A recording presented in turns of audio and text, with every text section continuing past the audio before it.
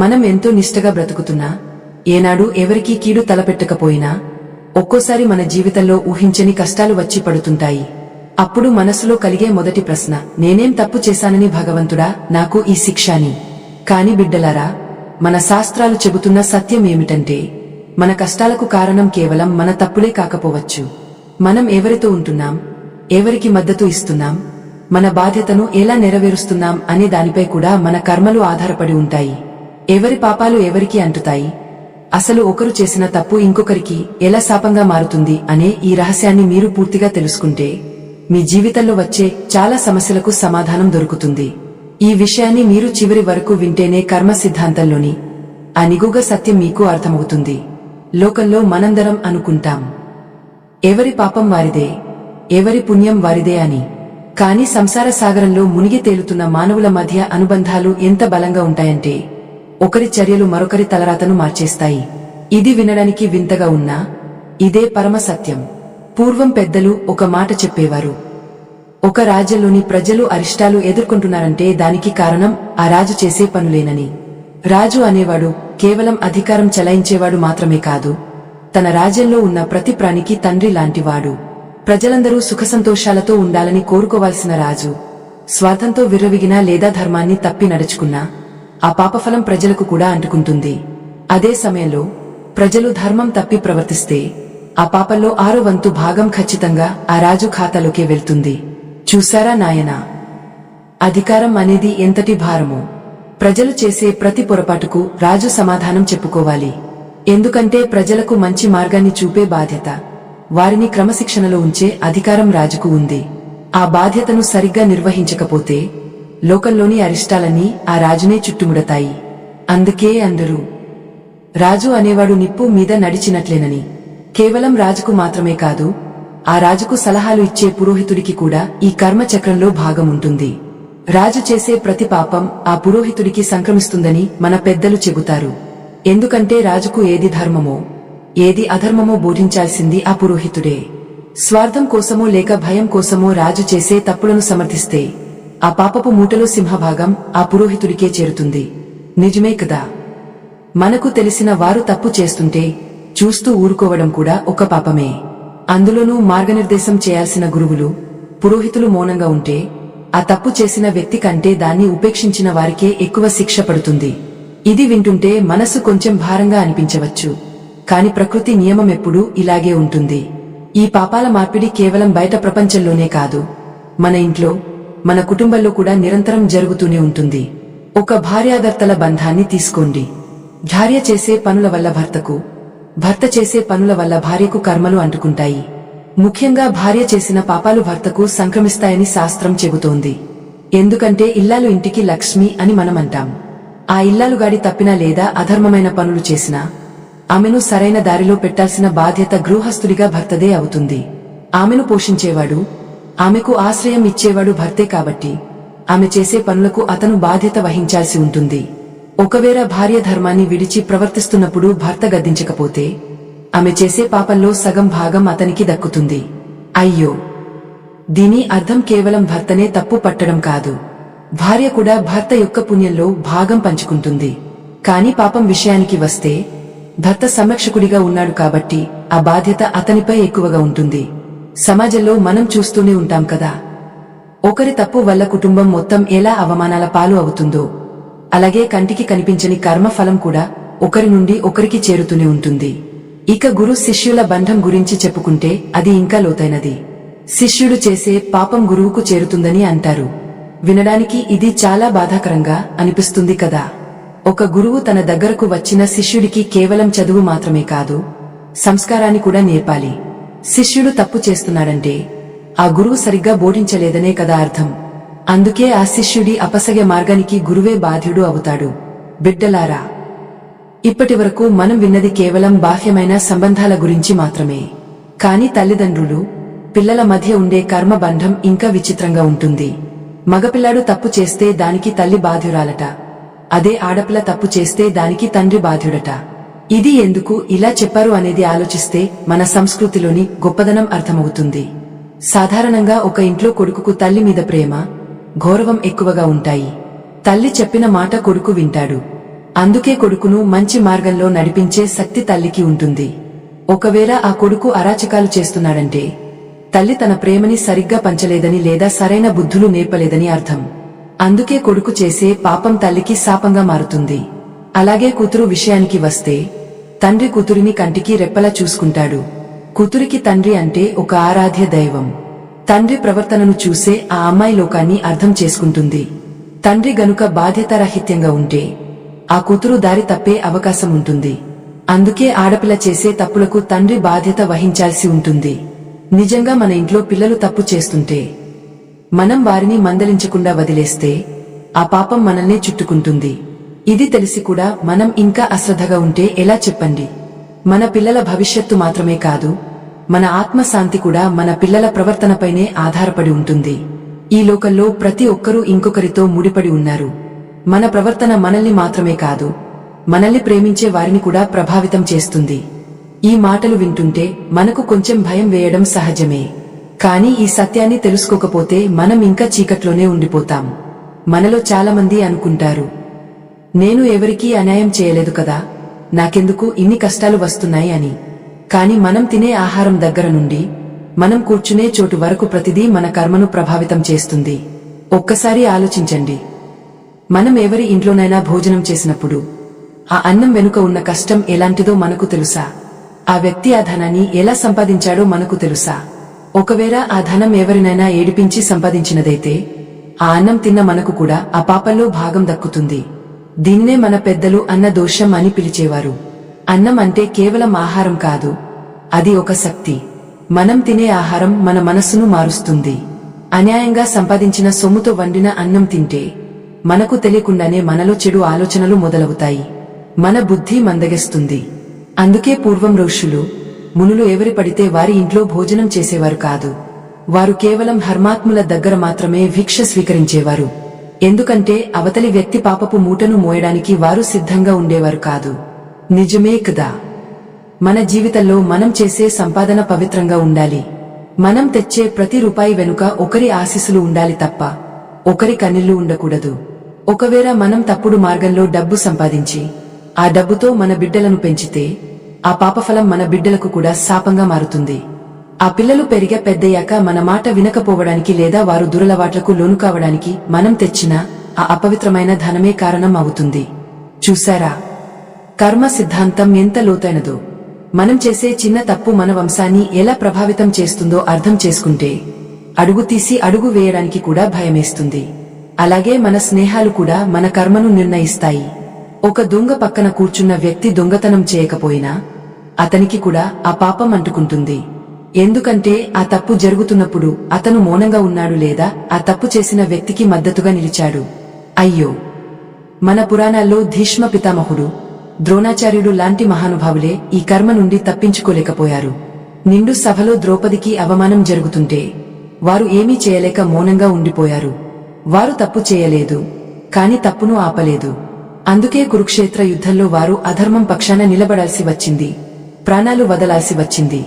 వారు చేసిన పుణ్యం అంతా ఆ ఒక్క మౌనం వల్ల కరిగిపోయింది.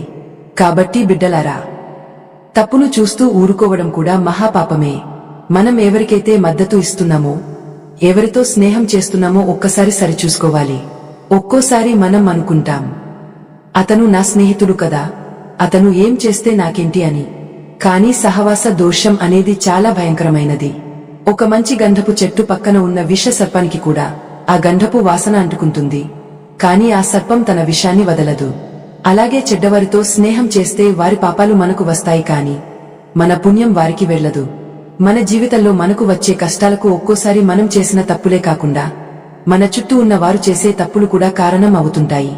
అందుకే పెద్దలు చెప్తారు, పుణ్యం చేసే వారి దగ్గర ఉండాలి, పాపం చేసే వారికి దూరంగా ఉండాలి అని.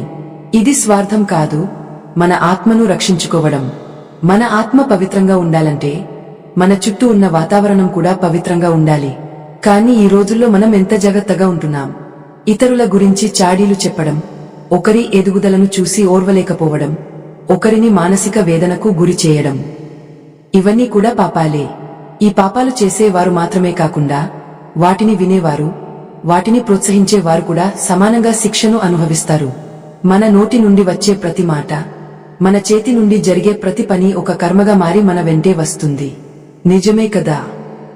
ఒక్కోసారి మనం మనకు తెలియకుండానే ఇతరుల పాపాలను మన నెత్తిన వేసుకుంటున్నాం. ఉదాహరణకు, ఎవరైనా ఒక వ్యక్తి గురించి చెడుగా మాట్లాడుతుంటే మనం కూడా ఆ మాటల్లో శృతి కలిపామంటే ఆ వ్యక్తి చేసిన పాపంలో కొంత భాగం మన ఖాతాలోకి వచ్చేస్తుంది.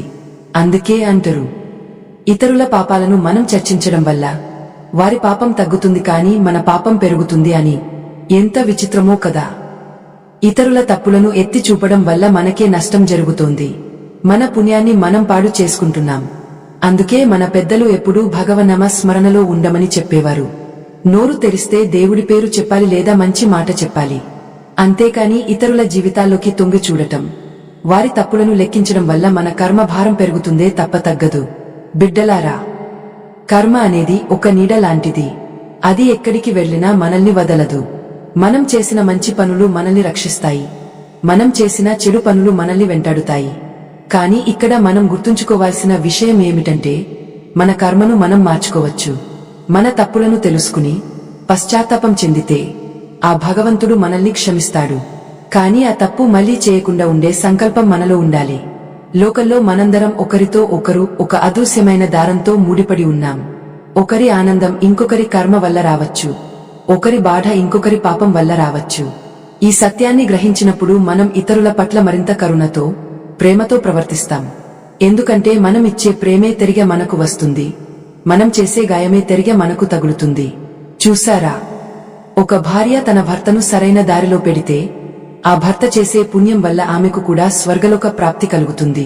అదే ఒక భర్త తన భార్యను అగౌరవపరిస్తే లేదా ఆమెను బాధపెడితే ఆమె పడే వేదన అతని వంశానికే దరిద్రం పట్టుకునేలా చేస్తుంది.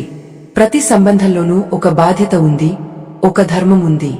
ఆ ధర్మాన్ని పాటించినప్పుడే మన జీవితం సార్థకం అవుతుంది. ఇంకొక విషయం ఏమిటంటే, మనం చేసే దానధర్మాలు కూడా మన పాపాలను కడిగేస్తాయి.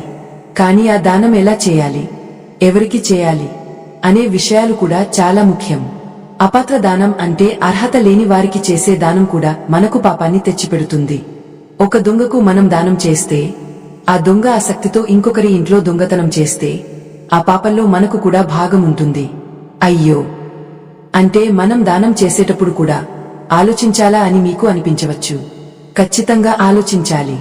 మనం ఇచ్చే సహాయం ఒకరి ప్రాణాన్ని రక్షించేదిగా ఉండాలి లేదా ఒకరి జీవితాన్ని బాగుచేసేదిగా ఉండాలి.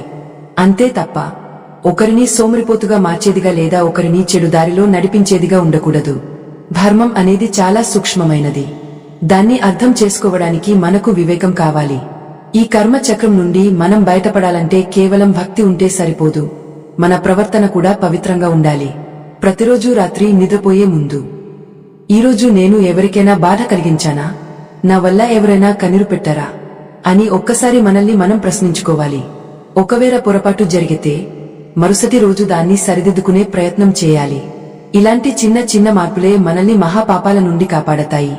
నాయనా, ఇందాక మనం అనుకున్నాం కదా, పిల్లల పాపాలు తల్లిదండ్రులకు అంటుతాయని. ఇది వినడానికి ఎంత కష్టంగా ఉన్నా ఇందులో ఒక లోతైన ధర్మసూత్రం దాగే ఉంది. ఒక విత్తనం నాటినప్పుడు ఆ చెట్టు సరిగ్గా పెరగకపోతే అది విత్తనం లోపమా లేక నీరు పోసి పెంచిన వాని లోపమా? ఖచ్చితంగా పెంచిన వానిదే బాధ్యత అవుతుంది. అందుకే మన శాస్త్రాలు తల్లిదండ్రులను కేవలం జన్మనిచ్చిన వారుగా మాత్రమే కాకుండా సంస్కారాన్ని నేర్పే గురువులుగా కూడా చూశాయి. అమ్మ ప్రేమ ఎంత గొప్పదో మనందరికీ తెలుసు. కానీ ఆ ప్రేమే ఒక్కోసారి కొడుకును చెడు దారి పట్టించే ప్రమాదం కూడా ఉంటుంది. కొడుకు చేసే తప్పులను చూసి చూడనట్లు వదిలేస్తే అది కేవలం ఆ కొడుకుకే కాదు, ఆ తల్లికి కూడా తీరని పాపాన్ని మిగిలిస్తుంది. గాంధారీ దేవికి తన కొడుకుల మీద ఉన్న అంతులేని మమకారమే కురు వంశ నాశనానికి దారి తీసింది. ఆ తల్లి తన కాళ్లకు గంతలు కట్టుకుని కొడుకుల అకృత్యాలను చూడలేకపోయింది. ఫలితంగా ఆ 100 మంది కొడుకుల పాపం ఆ తల్లిని కూడా వెంటాడింది. చూసరా, కొడుకు తప్పు చేస్తే తల్లి ఎందుకు మాధ్యురాలు అవుతుందో. ఎందుకంటే కొడుకు మనసుపై తల్లి ప్రభావం అంత ఎక్కువగా ఉంటుంది. కొడుకు చిన్నప్పుడు చేసే అల్లరిని ముద్దు అనుకుంటాం, కాని అదే అల్లరి ఇతరులకు హాని కలిగించేలా ఉన్నప్పుడు మందలించకపోతే అది పెద్దయ్యాక ఒక మహావృక్షంలా మారి సమాజాన్నే పీడిస్తుంది. ఆ పీడనకు మూలకారణం ఆ తల్లి పెంచిన విధానమే అని ధర్మశాస్త్రం ఘోషిస్తోంది. అందుకే కొడుకు ప్రవర్తనలో లోపం ఉంటే ఆ తల్లి ప్రాయశ్చిత్తం చేసుకోవాల్సి ఉంటుంది. అలాగే ఆడపిల్ల విషయంలో తండ్రి బాధ్యత చాలా ఎక్కువ. ఆడపిల్ల అంటే ఒక తండ్రికి ప్రాణం. ఆమె గౌరవం, ఆమె ప్రవర్తన అనేది ఆ తండ్రి ఇచ్చే ధైర్యం మరియు సంస్కారంపై ఆధారపడి ఉంటుంది. తండ్రి గనుక తన కూతురికి సరైన విలువలు నేర్పకపోతే ఆమె చేసే పొరపాట్లు ఆ తండ్రి వంశ ప్రతిష్ఠను మాత్రమే కాదు, అతని కర్మను కూడా ప్రభావితం చేస్తాయి. ఆడపిల్ల తప్పు చేస్తే ఆ తండ్రికి ఎందుకు పాపం అంటుతుందంటే తన కూతురికి రక్షణగా ఉంటూనే ఏది మంచో ఏది చెడ్డో వివరించాల్సిన బాధ్యతను అతను విస్మరించాడని అర్థం. అయ్యో, ఇవన్నీ వింటుంటే మన బాధ్యతెంత పెద్దదో అవుతోంది కదా. కేవలం తిండి పెట్టి బట్టలు ఇస్తే సరిపోదు, వారి ఆత్మను కూడా పవిత్రంగా ఉంచేలా పెంచాలి. ఒక తండ్రి తన కూతురిని కంటికి రెప్పలా కాపాడుకుంటూనే ఆమె ధర్మం తప్పకుండా చూసుకోవాలి, లేకపోతే ఆ కర్మ ఫలితం తండ్రిని వదలదు. బిడ్డలారా, ఇక్కడ మీకో చిన్న ధర్మ సంకట ప్రశ్న వేస్తాను. మీ మనస్సులో ఏముందో నిజాయితీగా ఆలోచించి చెప్పండి. ఒకవేళ మీ కళ్ల ముందే మీ ఆత్మీయులు లేదా మీ పిల్లలు ఏదైనా పెద్ద తప్పు చేస్తుంటే ఆ సమయంలో మీరు వారిని మందలించి దూరం చేసుకుంటారా, లేక వారిని కాపాడుకోవాలనే తాపత్రయంతో ఆ తప్పును లోకానికి తెలియకుండా దాచిపెడతారా? మీరు నిజంగా ధర్మానికి కట్టుబడి ఉంటారా, లేక బంధానికే ప్రాముఖ్యత ఇస్తారా? మీ అభిప్రాయాన్ని తప్పకుండా కామెంట్ చేయండి, ఎందుకంటే మీ సమాధానం మీ అంతరాత్మను మీకు చూపిస్తుంది. నిజమే కదా, బంధం అనే మాయలో పడి మనం ధర్మాన్ని విస్మరిస్తుంటాం. కానీ ఆ ధర్మాన్ని విస్మరించడమే మనల్ని పాపపంకిలలోకి నెడుతుంది. శిష్యుడు చేసే పాపం గురువుకు ఎందుకు సంక్రమిస్తుందో తెలుసా? గురువు అనేవాడు కేవలం అక్షరాలు నేర్పేవాడు కాదు, అజ్ఞానమనే చీకటిని పోగొట్టేవాడు. శిష్యుడు తప్పు చేస్తున్నాడంటే ఆ గురువు వెలిగించిన దీపం సరిగ్గా వెలగలేదనే అర్థం. ఆ శిష్యుడి అకృత్యాల వెనుక గురువు బోధనలో ఉన్న లోపం ఎంతో కొంత ఉంటుంది. అందుకే గురువులు ఎప్పుడూ శిష్యులను ఎంచుకునేటప్పుడు చాలా జాగ్రత్తగా ఉండేవారు. అందరికీ విద్యను నేర్పేవారు కాదు, పాత్రత ఉన్నవారికే విద్యను అందించేవారు. ఎందుకంటే అర్హత లేని వానికి విద్య నేర్పితే వాడు ఆ విద్యను చెడు పనుల కోసం వాడతాడు. అలా వాడినప్పుడు ఆ పాపంలో సగం భాగం నేర్పిన గురువుకే దక్కుతుంది. చూసరా, విద్యను దానం చేయడం కూడా ఎంతటి బాధ్యతతో కూడుకున్నదో. మనం లోకల్లో ఏ ఒక్కరం ఒంటరి వాళ్ళం కాదు. మన ప్రతి చర్య ఇంకొకరి కర్మతో ముడిపడి ఉంటుంది. అందుకే ఒకరిని నిందించే ముందు మనలో ఏ లోపం ఉందో చూసుకోవాలి. మన ప్రవర్తన వల్ల మన పక్కన ఉన్నవారికి పుణ్యం దక్కుతోందా లేక పాపం అంటుతోందా అని ఆలోచించాలి. రాజు చేసిన పాపం పురోహితుడికి వెళ్తుందంటే ఆ పురోహితుడు ఎంతటి నిష్పక్షపాతంగా ఉండాలో కదా. రాజును సంతోష పెట్టడానికి అబద్ధాలు చెబితే నరకలోక ప్రాప్తి తప్పదు. బిడ్డలారా, ఈ కర్మ రహస్యం వింటుంటే మనకు ఒక విషయం స్పష్టంగా అర్థమవుతుంది. మన జీవితం మన చేతుల్లో మాత్రమే లేదు, మనపై ఆధారపడిన వారి ప్రవర్తన కూడా మనల్ని ప్రభావితం చేస్తుంది. అందుకే మనతో ఉండేవారిని, మనం గౌరవించే వారిని ఎంచుకోవడంలో చాలా వివేకముండాలి. తెలియక చేసే పొరపాట్ల వల్ల కూడా మనం ఇతరుల పాపాలను మోయాల్సి వస్తుంది. నిజంగా మన పురాణాల్లోని ఈ కర్మ సిద్ధాంతం మనల్ని ఒక బాధ్యతాయుతమైన మనిషిగా మారుస్తుంది. మనం చేసే ప్రతి పని వల్ల మన కుటుంబం, మన సమాజం ఎలా మారుతుందో ఆలోచించేలా చేస్తుంది. ఇతరుల పాపాలు మనకు అంటుకోకుండా ఉండాలంటే మనం చేయాల్సిన మొదటి పని అధర్మానికి మద్దతు ఇవ్వకుండా ఉండటం. మన కళ్ల ముందు తప్పు జరుగుతుంటే ధైర్యంగా అడ్డుకోవడం. అయ్యో, భయం వల్లనో మొహమాటం వల్లనో మౌనంగా ఉంటే ఆ మౌనమే మనకు పాసమే చుట్టుకుంటుంది. మనం ఎవరికైనా సహాయం చేసేటప్పుడు కూడా అది మంచి పనికా లేక చెడు పనికా అని గమనించాలి. ఒకరి కన్నీళ్లు తుడవడం పుణ్యం అయితే అదే ఒకరిని ఏడిపించే వాడికి సాయం చేయడం మహాపాపం. ఈ సూక్ష్మమైన ధర్మాన్ని గ్రహించిన వాడే నిజమైన జ్ఞాని. కర్మ అనేది ఒక పెద్ద సముద్రం లాంటిది. అందులో మనం ఇరుక్కుపోకుండా ఉండాలంటే ధర్మమనే నావను ఆశ్రయించాలి. మన బంధాలు, మన అనుబంధాలు అన్నీ కూడా ఆ ధర్మానికి లోబడి ఉండాలి. అప్పుడే మన ఆత్మ పవిత్రంగా ఉంటుంది. మనకు వచ్చే కష్టాల నుండి మనం బయటపడగలం. ఈ సత్యాలను తెలుసుకోవడమే కాదు, మన జీవితంలో ఆచరించినప్పుడే ఈ మాటలకు సార్థకత దొరుకుతుంది. ఈ అనుబంధాలు, ఈ బాధ్యతలు చూస్తుంటే మనకు ఒక విషయం స్పష్టంగా అర్థమవుతుంది కదా. మనం ఈ ప్రపంచంలో ఎవరితోనూ విడివిడిగా లేము. మనమందరం ఒకరి కర్మలతో ఒకరం అల్లుకుపోయి ఉన్నాము. ఒక చెట్టుకు ఉన్న కొమ్మలని ఒకటే వేరు నుండి ఆహారాన్ని పొందినట్లు ఒక కుటుంబంలో గాని ఒక రాజ్యంలో గాని ప్రతి ఒక్కరి ప్రవర్తన మిగిలిన వారిపై ప్రభావం చూపుతుంది. రాజుకు ప్రజలకు మధ్య ఉండే ఆ కర్మబంధం గురించి వింటే ఆశ్చర్యం వేస్తుంది. రాజు అంటే కేవలం సింహాసనం మీద కూర్చుని ఆజ్ఞలు ఇచ్చేవాడు కాదు. ఆ రాజ్యంలో ధర్మం తప్పి ఏ ఒక్కరు నడుచుకున్నా ఆ పాపంలో కొంత భాగం రాజుకు వెళ్తుంది. రాజు తన ప్రజలను క్రమశిక్షణలో ఉంచలేకపోతే ఆ అసమర్థతకు ఫలితంగా ప్రజలు చేసే పాపాలను కూడా తనే మోయాల్సి ఉంటుంది. నిజమే కదా. ఒక తండ్రి తన పిల్లలను ఎలాగైతే చూసుకుంటాడో ఒక ప్రభువు తన ప్రజలను అలాగే చూసుకోవాలి. ప్రజలు ఆకలితో అలమటిస్తున్నా, అన్యాయాలకు గురవుతున్నా ఆ రాజు నిమ్మకు నీరెత్తినట్లు ఉంటే ఆ బాధలన్నీ ఒక శాపమే ఆ రాజును చుట్టుముడతాయి. ప్రజలు చేసే ప్రతి మంచి పనిలో రాజుకు ఎలాగైతే పుణ్యం వస్తుందో వారు చేసే ప్రతి తప్పులోనూ రాజుకు పాపం అంటుకుంటుంది. కాని ఇక్కడ మరో సూక్ష్మమైన ధర్మం ఉంది. రాజు చేసే తప్పులకు ఆ రాజు దగ్గర ఉండే పురోహితుడు బాధ్యత వహించాలి. పురోహితుడు అంటే రాజుకు ధర్మాన్ని బోధించేవాడు. రాజు విలాసాలకు అలవాటు పడినా, అధికార గర్వంతో ప్రజలను పీడించినా ఆ పురోహితుడు ధైర్యంగా రాజును హెచ్చరించాలి.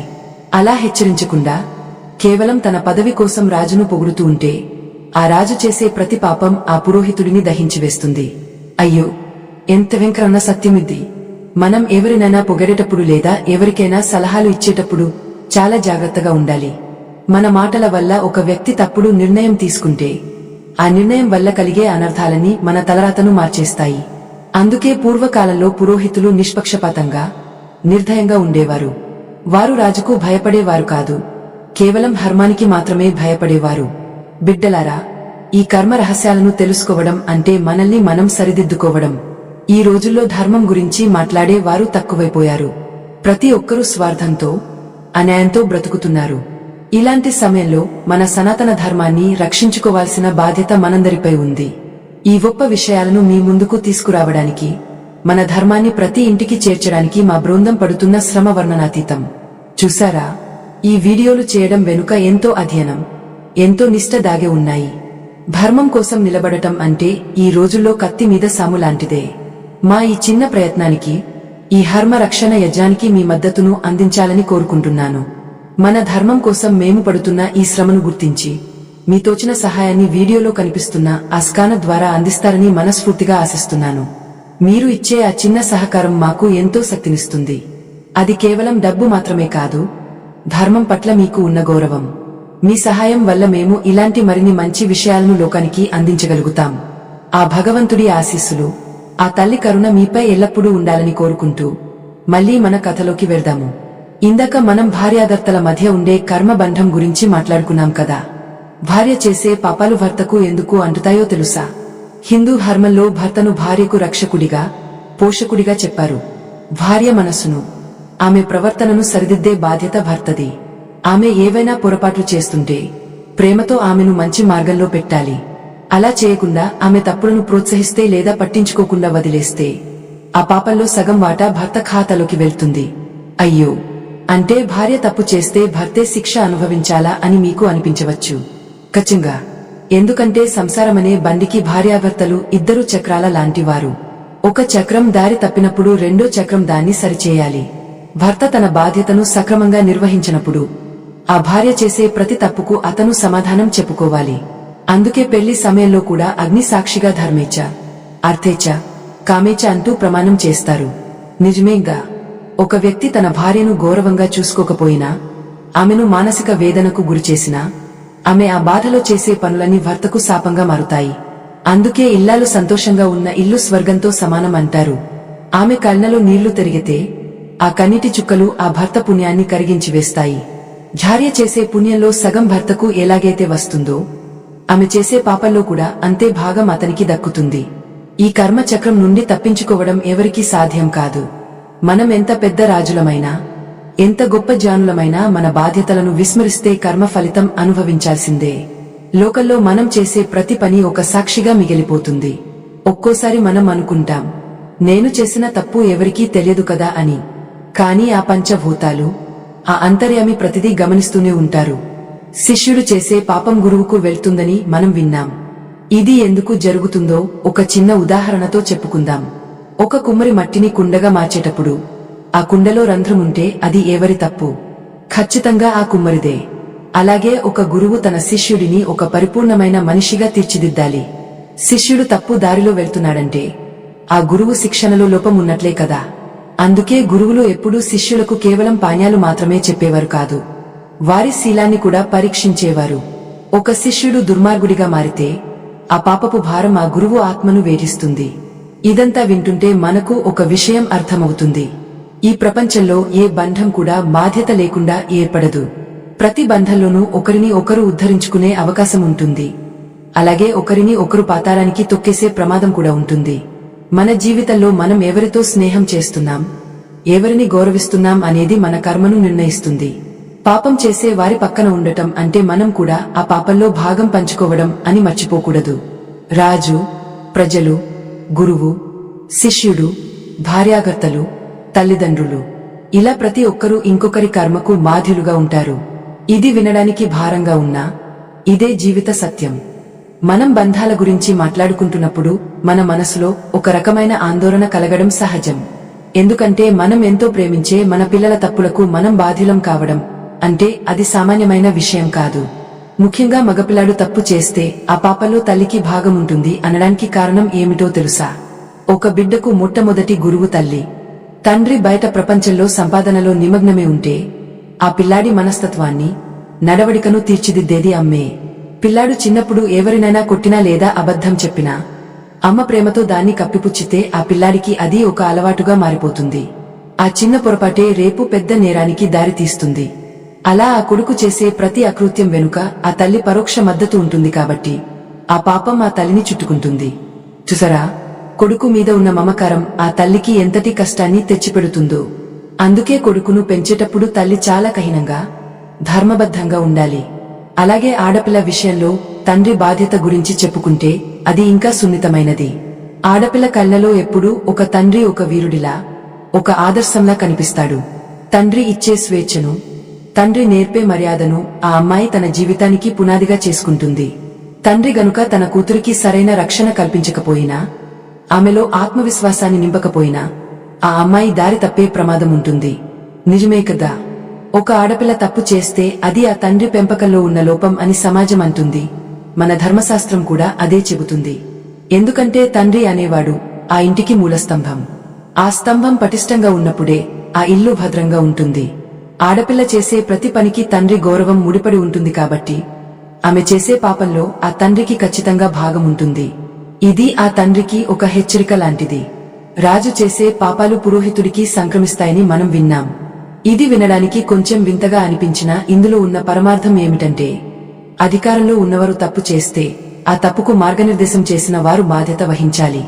పురోహితుడు అంటే కేవలం పూజలు చేసేవాడు కాదు, రాజ్యానికి హితవు చెప్పేవాడు. రాజు విలాసాల్లో మునిగిపోయి ధర్మాన్ని విస్మరిస్తుంటే ఆ పురోహితుడు తన ప్రాణాలను పణంగా పెట్టి అయినా రాజును హెచ్చరించాలి. అలా హెచ్చరించకుండా రాజు ఇచ్చే బహుమతుల కోసం, పదవుల కోసం మౌనంగా ఉంటే ఆ రాజు చేసే ప్రతి పాపం ఆ పురోహితుడి ఖాతాలోకి వెళ్తుంది. అంటే మనం ఎవరి దగ్గరైనా పని చేస్తున్నప్పుడు లేదా ఎవరికైనా సలహాలు ఇస్తున్నప్పుడు చాలా జాగ్రత్తగా ఉండాలి. మన మాటల వల్ల ఒక వ్యక్తికి నష్టం కలిగినా లేదా సమాజానికి కీడు జరిగినా ఆ పాపం మనల్ని వదలదు. అందుకే పెద్దలు చెప్తారు, నోరు తెరిస్తే అది లోక కళ్యాణం కోసం ఉండాలి అని. అయ్యో, చూసారా కర్మ సిద్ధాంతం ఎంత ఖచ్చితంగా ఉంటుందో. మనం ఎవరి దగ్గర అన్నం తింటున్నామో, ఎవరి దగ్గర ధనం తీసుకుంటున్నామో కూడా మన కర్మను నిర్ణయిస్తాయి. ఒక పాపాత్ముడు ఇచ్చిన ధనంతో మనం ఏ పని చేసినా ఆ పనిలో మనకు పుణ్యం లభించదు. ఆ ధనం వెనుక ఉన్న కన్నీళ్లు మన ప్రశాంతతను దూరం చేస్తాయి. అందుకే సంపాదన పవిత్రంగా ఉండాలి.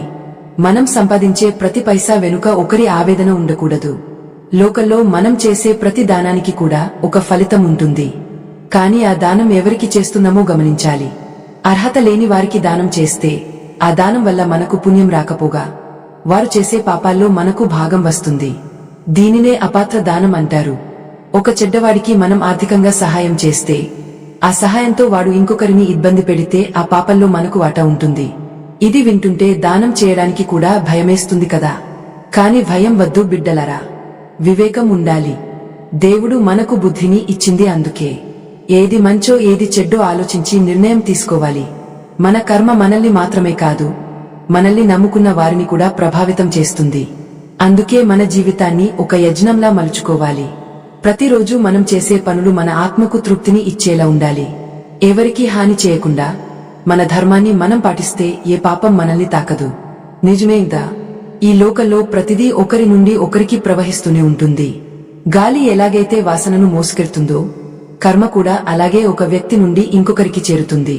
భార్య భర్తకు ఇచ్చే సహకారం, శిష్యుడు గురువుకు చూపే భక్తి, ప్రజలు రాజుపై చూపే నమ్మకం, ఇవన్నీ కూడా కర్మ బంధాలే. ఈ బంధాలను గౌరవిస్తూనే మన బాధ్యతలను సక్రమంగా నిర్వహించాలి. ఒక్కోసారి మనకు తెలియకుండానే మనం ఇతరుల పాపాలను మోస్తుంటాం. ఎవరితోనైనా కలిసి ప్రయాణం చేసినప్పుడు, ఎవరితోనైనా కలిసి భోజనం చేసినప్పుడు వారి ఆలోచనలు, వారి కర్మలు మనల్ని తాకుతాయి. అందుకే మంచి వారితో సహవాసం చేయమని పెద్దలు చెబుతుంటారు. సత్సంగం వల్ల మన కర్మ క్షీణిస్తుంది. అదే కుత్సితమైన వ్యక్తులతో ఉంటే మన పుణ్యం హరించుకుపోతుంది. మన జీవితాన్ని మనం ఎలా నిర్మించుకుంటున్నామో ప్రతి క్షణం గమనించుకోవాలి. బిడ్డలారా, ఈ కర్మ సిద్ధాంతంలో ఇంకొక గమ్మత్తైన విషయం ఉంది. మనం ఒకరిని ఉద్దేశపూర్వకంగా విమర్శించినప్పుడు లేదా వారి తప్పులను పదే పదే ఎత్తిచూపినప్పుడు వారిలో ఉన్న ఆ దోషం మనకు అంటుకుంటుంది. అంటే ఎవరైనా ఒక అబద్ధం చెప్పారని మనం 10 మందికి చెబితే ఆ అబద్ధం వల్ల వచ్చే పాపంలో కొంత భాగం మన ఖాతాలోకి వచ్చి చేరుతుంది. అందుకే పెద్దలు పరనింద మహాపాపం అని చెప్పారు. ఒకరి పాపాన్ని మనం చర్చించడం వల్ల వారి పాపపు భారం తగ్గుతుంది, కాని మన పుణ్యం హరించుకుపోతుంది. ఎంత విచిత్రమో కదా. మనం ఎవరినో తక్కువ చేయాలనుకుంటాం, కాని మనమే ఆధ్యాత్మికంగా తక్కువైపోతాం. ఎదుటివారి మురికిని కడిగే బదులు ఆ మురికిని మనం నెత్తిన వేసుకుంటున్నామన్నమాట. అందుకే జ్ఞానులు ఎప్పుడూ మౌనంగా ఉంటారు. ఒకవేళ మాట్లాడాల్సి వస్తే భగవంతుని లీలల గురించి లేదా ధర్మం గురించి మాత్రమే మాట్లాడతారు. నిజమే కదా. మన నోరు అనేది ఒక దేవాలయం లాంటిది. అందులో మంచి మాటలు ఉంటేనే దైవం నిలుస్తుంది. ఇతరుల పాపాల గురించి చర్చించే చోట లక్ష్మీదేవి ఎప్పుడూ నిలబడదు. దరిద్ర దేవత అక్కడ అడుగు పెడుతుంది. ఇక మన శాస్త్రాలు ఒక పాపానికి బాధ్యులైన వారిని 4 రకాలుగా విభజించాయి. ఆ పాపం చేసేవాడు, ఆ పాపం చేయమని ప్రోత్సహించేవాడు, ఆ పాపం చేయడానికి సహాయం చేసేవాడు, ఆ పాపం జరిగినప్పుడు చూసి ఆనందించేవాడు. ఈ నలుగురికి ఆ పాపంలో భాగం ఉంటుంది. చూసారా, నేను తప్పు చేయలేదు కదా అని మనం తప్పించుకోలేం.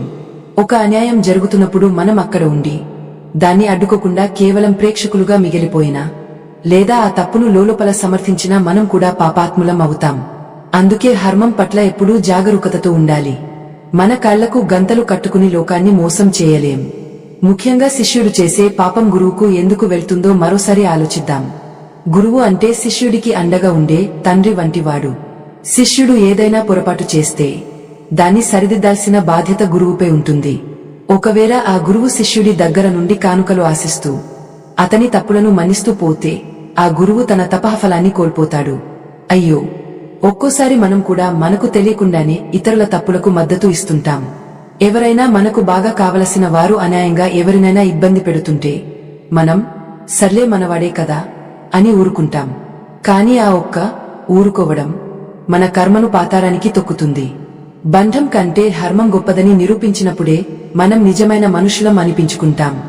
మన జీవితంలో మనం సంపాదించే కీర్తి ప్రతిష్టలు కూడా మన పిల్లల నడవడికపై ఆధారపడి ఉంటాయి. తండ్రి తన కూతురిని గౌరవంగా పెంచకపోతే ఆ అమ్మాయి చేసే ప్రతి చిన్న పొరపాటు ఆ తండ్రి వంశవృక్షాన్నే కుదిపేస్తుంది. తండ్రి తన కష్టార్జితాన్ని కూతురికి ఇచ్చి ఆమెకు సరైన విలువలు ఇవ్వకపోతే ఆమె చేసే పాపంలో ఆ తండ్రికి ఖచ్చితంగా 6వ వంతు భాగం అంటుకుంటుంది. నిజమేగా.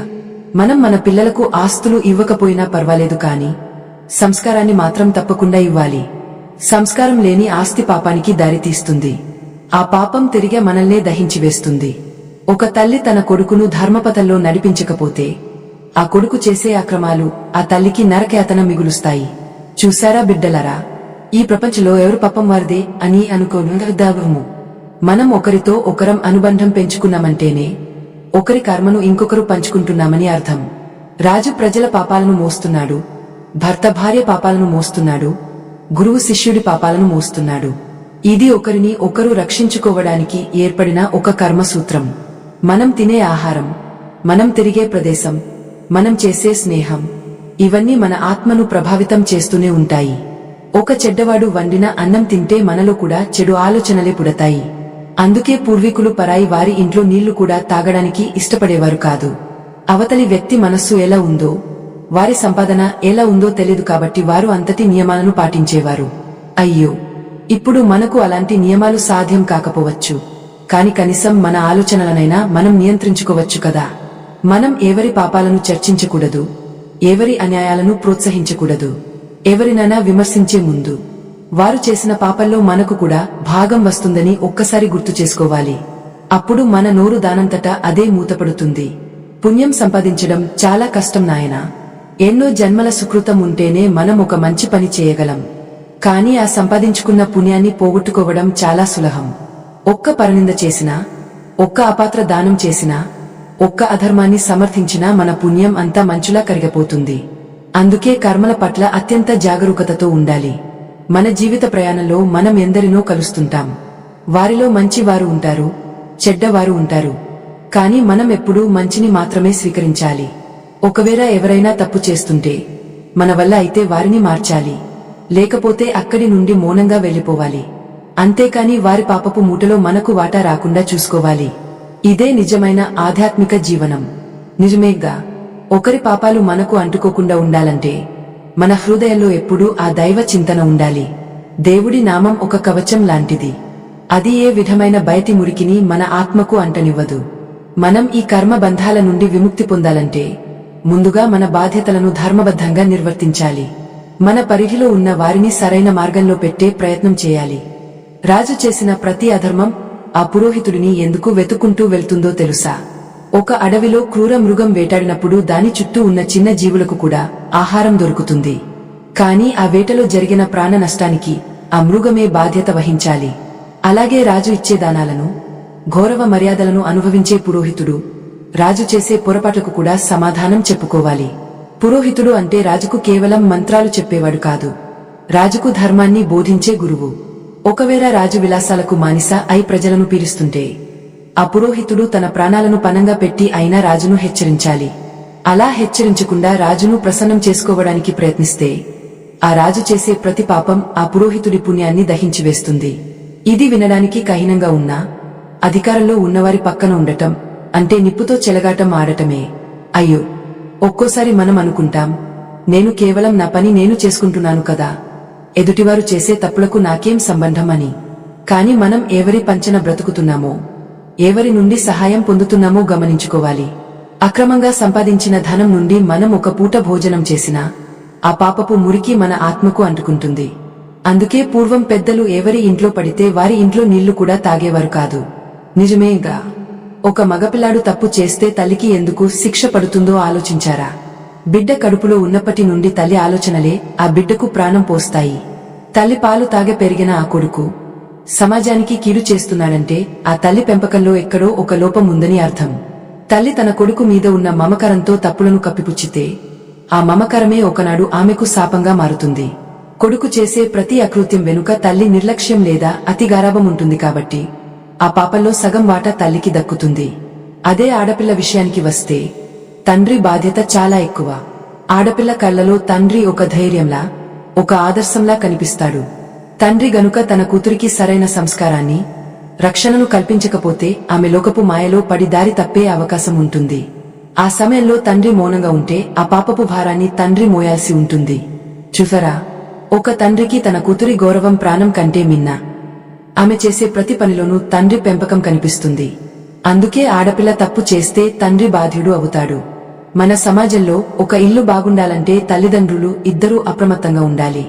కొడుకును ధర్మపథంలో నడిపించే బాధ్యత తల్లిదండ్రులది అయితే కూతురిని గౌరవప్రదంగా పెంచే బాధ్యత తండ్రిది. ఈ బాధ్యతల నుండి ఎవరూ తప్పించుకోలేరు. లోకంలో మనం చేసే ప్రతి కర్మ ఒకరి నుండి ఒకరికి ఎలా ప్రవహిస్తుందో చూస్తుంటే ఆశ్చర్యం వేస్తుంది. ఒక రాజు ప్రజలను ఎలా పాలిస్తున్నాడో, ఒక భర్త తన భార్యను ఎలా చూసుకుంటున్నాడో, ఒక గురువు తన శిష్యుడిని ఎలా తీర్చిదిద్దుతున్నాడో, ఇవన్నీ ఒకదానితో ఒకటి ముడిపడి ఉన్నాయి.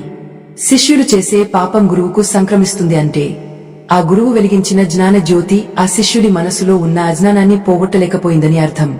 గురువు అనేవాడు కేవలం అక్షరాలు నేర్పేవాడు కాదు, ఒక మనిషిని మహోన్నతుడిగా మార్చేవాడు. శిష్యుడు దారి తప్పాడంటే ఆ గురువు శిక్షణలో ఎక్కడో లోపం ఉన్నట్లే కదా. అందుకే గురువులు ఎప్పుడూ శిష్యులను ఎంచుకోవడంలో చాలా కఠినంగా ఉండేవారు. పాత్రత లేని వానికి విద్యను అందిస్తే వాడు ఆ విద్యను అపమార్గంలో వాడతాడు. అలా వాడినప్పుడు ఆ పాపపు మూటలో సింహభాగం ఆ గురువుకే చేరుతుంది. అయ్యో, ఈ కర్మ రహస్యాలు వింటుంటే మనకు ఒక విషయం స్పష్టంగా అర్థమవుతుంది. మన జీవితం మన చేతుల్లో మాత్రమే లేదు. మన చుట్టూ ఉన్నవారు, మనం ప్రేమించే వారు చేసే పనులు కూడా మన కర్మను నిర్ణయిస్తాయి. అందుకే మన సహవాసాలను, మన బంధాలను చాలా జాగ్రత్తగా చూసుకోవాలి. తెలియక చేసే పొరపాట్ల వల్ల కూడా మనం ఇతరుల పాపాలను మన నెత్తిన వేసుకునే ప్రమాదం ఉంది. ముఖ్యంగా మనం ఎవరినైనా అనవసరంగా విమర్శించినప్పుడు ఆ వ్యక్తి చేసిన పాపం మనకు వస్తుందని శాస్త్రాలు చెబుతున్నాయి. ఒక వ్యక్తి తప్పు చేస్తే అది అతని కర్మ. కాని మనం ఆ తప్పును పదే పదే లోకానికి చాటి చెప్తే ఆ పాపపు మురికిని మనం కడిగినట్లు అవుతుంది. అంటే వాని పాపం తగ్గుతుంది, మన పుణ్యం కరిగిపోతుంది. ఎంత విచిత్రమో కదా. ఎదుటివారిని తక్కువ చేయాలనుకుంటే మనమే ఆధ్యాత్మికంగా అట్టడుగుకు వెళ్ళిపోతాం. నిజంగా ఒకరి చాడీలు చెప్పడం, ఒకరి తప్పులను వెతకడం వల్ల మనకు వచ్చే లాభం ఏమీ లేదు. పైగా మన కర్మ భారం పెరుగుతుంది. అందుకే జ్ఞానులు ఎప్పుడూ పరనిందకు దూరంగా ఉంటారు. నోరు తెరిస్తే భగవంతుని నామం రావాలి, లేదా ఒకరికి ఉపయోగపడే మంచి మాట రావాలి. అంతేకాని ఇతరుల జీవితాల్లోని మాలిన్యాన్ని చర్చించడం వల్ల మన మనసు కూడా మాలిన్యంతో నిండిపోతుంది. ఈ ప్రపంచంలో ప్రతి ఒక్కరూ ఒక అదృశ్యమైన తాడుతో ముడిపడి ఉన్నారు. మన ప్రవర్తన మన వంశాన్నే కాదు, మనల్ని నమ్ముకున్న వారిని కూడా ప్రభావితం చేస్తుంది. ఒక భార్య చేసే పుణ్యం వల్ల భర్తకు ఎలాగైతే మేలు జరుగుతుందో, ఆమె చేసే పాపం వల్ల భర్తకు అలాగే కీడు జరుగుతుంది. ఎందుకంటే భర్త ఆమెకు యజమానిగా, రక్షకుడిగా ఉన్నాడు. రక్షించాల్సిన వాడే భక్షకుడిగా మారినా లేదా నిర్లక్ష్యం వహించినా ఆ కర్మ ఫలితం అనుభవించక తప్పదు. మన పురాణాల్లోని ఈ కర్మ సిద్ధాంతం మనల్ని భయపెట్టడానికి కాదు, మనల్ని బాధ్యతాయుతమైన మనుషులుగా మార్చడానికి. మన ప్రతి కదలికలోనూ ఒక ధర్మం ఉండాలి, మన మాటలో ఒక పవిత్రత ఉండాలి. అప్పుడే మనం చేసే కర్మలు మనకు మోక్షాన్ని ప్రసాదిస్తాయి. లేకపోతే ఈ జన్మ మృత్యువుల వలయంలో ఇరుక్కుపోయి ఒకరి పాపాలను ఇంకొకరం మోస్తూ కాలం గడపాల్సి వస్తుంది. చూశారా బిడ్డలారా, ఈ కర్మ చక్రం నుండి బయటపడటం ఎంత కష్టమో. కాని భగవన్నామస్మరణతో, ధర్మబద్ధమైన జీవనంతో ఏదైనా సాధ్యమే. మనం చేసే పనుల వల్ల ఎవరికీ హాని కలగకూడదు, మన ఆలోచనల వల్ల ఎవరి ఆత్మకు గాయం కాకూడదు. అప్పుడు ఏ పాపం మనల్ని తాకదు. మన ప్రయాణం ఎప్పుడూ వెలుగు వైపుకే ఉండాలి. చీకటిలో ఉన్న వారిని కూడా ఆ వెలుగులోకి తెచ్చే ప్రయత్నం చేయాలి. మన చుట్టూ ఉన్న బంధాలని ఒకదానితో ఒకటి పెనవేసుకుని ఉన్నాయని అర్థమైంది కదా. ఈ కర్మ సిద్ధాంతం వింటుంటే ఒక్కోసారి మనసు కలవరపడటం సహజం. మరి ఈ పాపాల నుండి, ఇతరుల వల్ల మనకు అంటుకునే ఈ కర్మల నుండి బయటపడే మార్గం లేదా అంటే ఖచ్చితంగా ఉంది. మన సనాతన ధర్మం కేవలం సమస్యను మాత్రమే చెప్పదు, దానికి పరిష్కారాన్ని కూడా చూపిస్తుంది. ఆ పరిష్కారమే పశ్చాత్తాపం మరియు భగవన్నామస్మరణ. నిజమేగా, మనకు తెలియక చేసిన పొరపాట్ల వల్ల ఇతరుల పాపాలు మనకు అంటుకుంటే వాటిని కడిగివేసే శక్తి కేవలం ఆ పరమాత్మ నామానికి మాత్రమే ఉంది. గంగానదిలో మునిగితే శరీరం పవిత్రమవుతుంది, కాని భగవంతుని నామస్మరణలో మునిగితే ఆత్మ పవిత్రమవుతుంది. మనం ఎవరి ఇంట్లోనైనా భోజనం చేసినప్పుడు గాని, ఎవరికైనా తెలియక మద్దతు ఇచ్చినప్పుడు గాని మనకు అంటుకునే ఆ దోషాలను ఆ దైవం తప్పకుండా క్షమిస్తాడు. అయ్యో, కాని దానికి ఒక నిబంధన ఉంది. మనం చేసిన పొరపాటును మనస్ఫూర్తిగా ఒప్పుకోవాలి. మళ్లీ ఆ తప్పు చేయకూడదని గట్టిగా సంకల్పించుకోవాలి. లోకంలో ఎవరి పాపాలు ఎవరికి అంటుతాయో తెలుసుకున్నాక మనం చేయాల్సిన మొదటి పని మన ప్రవర్తనను సరిదిద్దుకోవడం. మనం ఒకరికి ఆదర్శంగా ఉండాలి తప్ప మన వల్ల ఇంకొకరు పాపాత్ములు కాకూడదు. ముఖ్యంగా మన పిల్లల విషయంలో మనం చాలా జాగ్రత్తగా ఉండాలి. మనం సంపాదించే ఆస్తుల కంటే మనం ఇచ్చే సంస్కారమే వారిని రక్షిస్తుంది.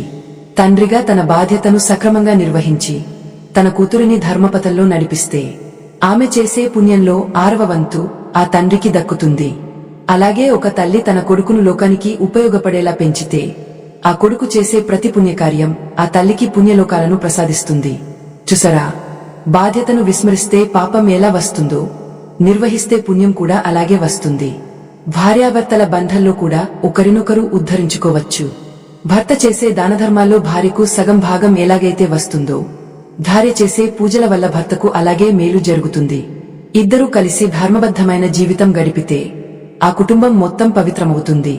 లోకంలో ఏ బంధం కూడా శాశ్వతం కాదు, కానీ ఆ బంధం ద్వారా మనం సంపాదించుకునే కర్మలు మాత్రం మనతోనే వస్తాయి.